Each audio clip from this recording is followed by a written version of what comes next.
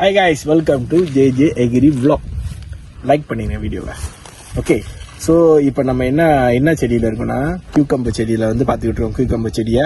So இதோட வயசு வந்து ஏறக்குறைய வந்து ஒரு 2 வீக்ஸ், ஒரு 3 வீக்ஸ் சொல்லலாம் இதோட வயசு. ஸோ நீங்கள் பார்த்தீங்கன்னா வந்து இங்கே வந்து இதில் வந்து மேல் ஃப்ளவர், அதுக்கப்புறம் ஃபீமேல் ஃப்ளவர், ஸோ எல்லாமே வந்துருச்சு. ஸோ இது ஒன்று ஒரு 2 வாரத்துக்கு வந்து நம்ம அடுத்து வந்து பார்த்தோம்னா இதில் வந்து காய் நம்ம அறுவடை பண்ண ஆரம்பிச்சிடலாம்.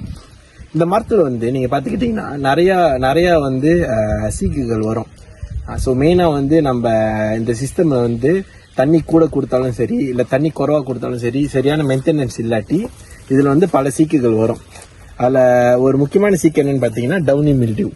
நம்ம வந்து இதை வந்து டவுனி மில்டியூன்னு சொல்லுவோம். ஸோ இது எதனால் வரும்னா ஹை ஹியூமிடிட்டி, அப்புறம் மீடியாவில் தண்ணி கூடியா இருந்தாலும் வரும்.